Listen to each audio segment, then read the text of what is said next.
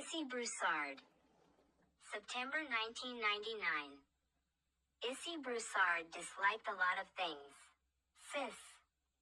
She disliked the kind of rain that came down in sheets, the scratch of a brush through her hair, the chalky pills mother pushed down her throat every evening. Scents of citrus and mint and pepper. Loud noises. Cold. Sissy especially disliked the necklace mother gifted her last birthday.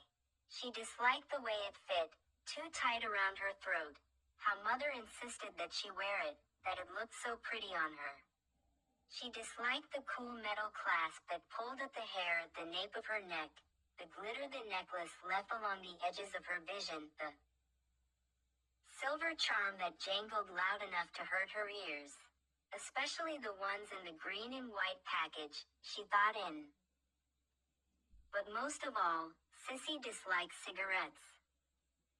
Sneezed. The acid in peppermint made her nose itch and her lungs burn, which put Sissy in a predicament, because the mint cigarettes were Mother's favorites.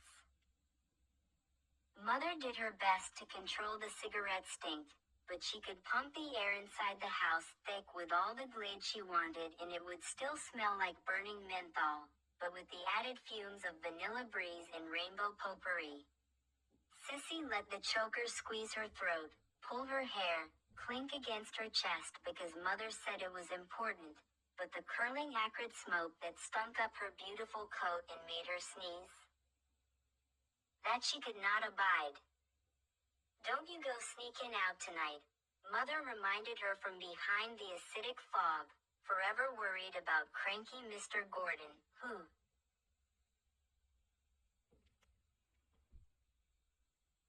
his front door and made sweet sounds whenever Sissy walked by. "Too many gone missing lately," Mother said. "Don't want nobody making off with my pretty girl."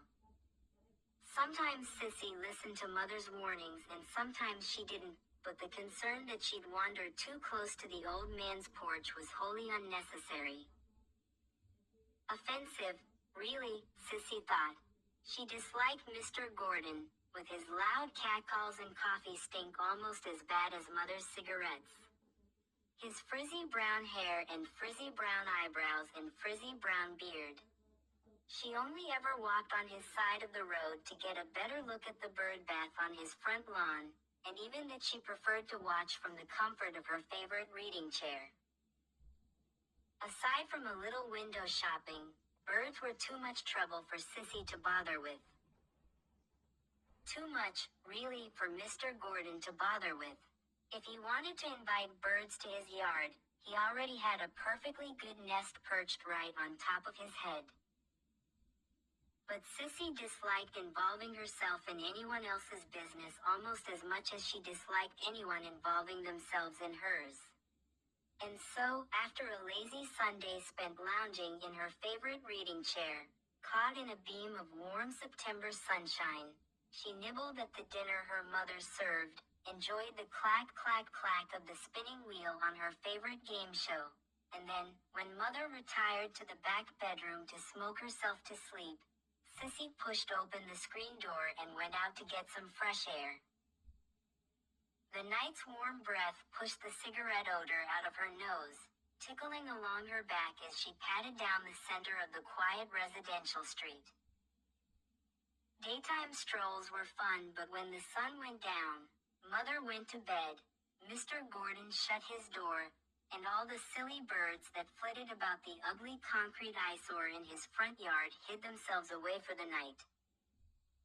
Everything else woke up. Sissy knew every house on her street, every pet, every sound, all the way from the small house with the red shutters where she and Mother, another fine mess, 13, lived to the two-story at the opposite end of the block where a bratty Pomeranian yipped from behind the window every time Sissy strolled by. Now, from her viewpoint in the middle of the street lamp-shadowed road, everything lay before her, spread out in every direction, the neat little houses all in a row, with their matching shutters and matching front doormats and closed garages. A few porch lights were on, but all of the windows dark. A tall trash bin punctuated the end of every driveway, lids closed to keep out the sort of nocturnal critters that dined on refuse and rubbish. That don't have mothers to lay out their meals for them. Sissy disliked Mother's habits as well as her gifts, but she quite liked her daily servings of cold fish and liver pate. Tomorrow morning the big green truck would make its way down the street, snatch up the plastic cans waiting at the end of each driveway, and gobble down their insides, just like they did every Monday morning, just like Sissy did when Mother served treats of chilled cream and crust in a special dish on the kitchen counter.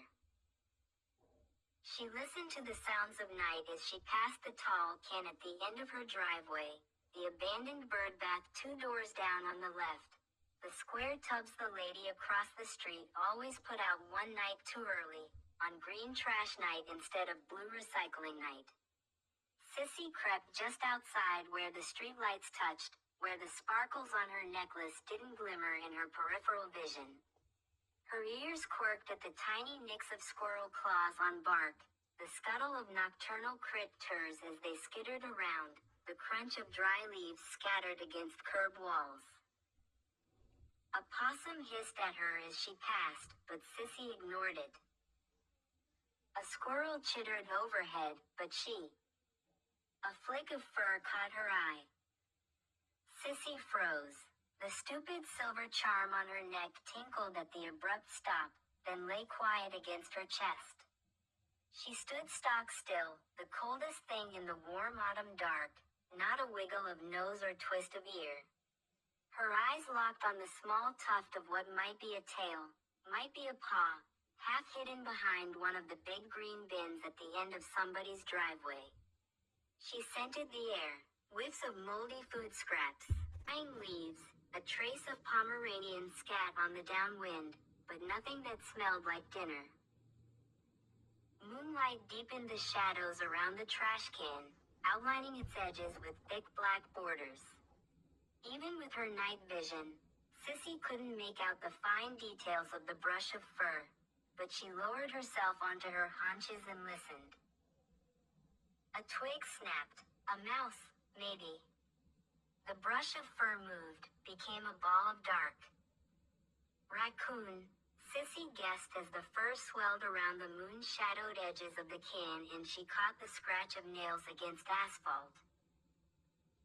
Some little bandit, hoping it could wrench open the tall bin's lid with its tiny human-like claws, scavenge around in the filth within. Electricity surged under Sissy's skin. Dinners nibbled out of a tin were easy and cheap, but she'd trade every last puck of tuna and saucer of cream in Mother's kitchen for the feel of a fresh catch between her teeth. A taste of raw meat. A mouse would make for a delightful midnight snack, even if it would mean extra bathing tomorrow as Mother cleaned the blood from her fur. Tomorrow Sissy would have all the daylight in the world to bathe, to snooze, to sneeze. Now in the fresh air and wane of last night's full moon, she'd hunt. She crouched low enough that her small, lithe form might become nothing but a blur on the pavement, a smear as easy to overlook as an oil stain, as the snarl of dark hair that tried to hide in the can's shadows. Sissy's ears twitched, her stomach rumbled when the trash can growled. Definitely not a mouse, then. Not a raccoon, either. Mr. Gordon? Sissy's ears flattened against her head. Her whiskers worked, her fur jumping up at the roots when an odor almost as acrid as Mother's stupid cigarettes infiltrated her nostrils. The scent tore the hunger from her instantly, and a new instinct flooded through her. When Sissy pushed her body against the hot tub now, it wasn't so she could watch the creature behind the bin. The ball of dark shifted, stretched, stood on all fours. The mass of fur, its shoulders turned toward the street. Sissy stayed still as a statue while gleaming eyes cast out into the night, searching the shadows, scanning the dark, catching the sparkle of Mother's necklace around Sissy's neck. The cat sprang to her feet and ran. Another snap, another growl, and the predator behind the trash can gave chase. The silver bell on Sissy's collar screamed against the sound of the beast's feet as they pounded behind her on the pavement, a ting, ting, ting, tracking her every step as she raced away from the thing behind her. Her paws left asphalt, hit grass, slid over sidewalks, driveways, porches, as she fled, the neat little houses all in a row, their matching shutters and matching doormats and closed garages, all suddenly strange and unfamiliar.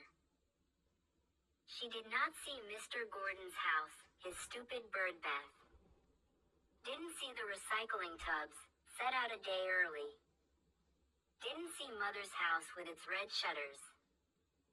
Sissy saw nothing but black, smelled nothing but fear, heard nothing but the sound of her own collar, making it so easy for the monster to close in.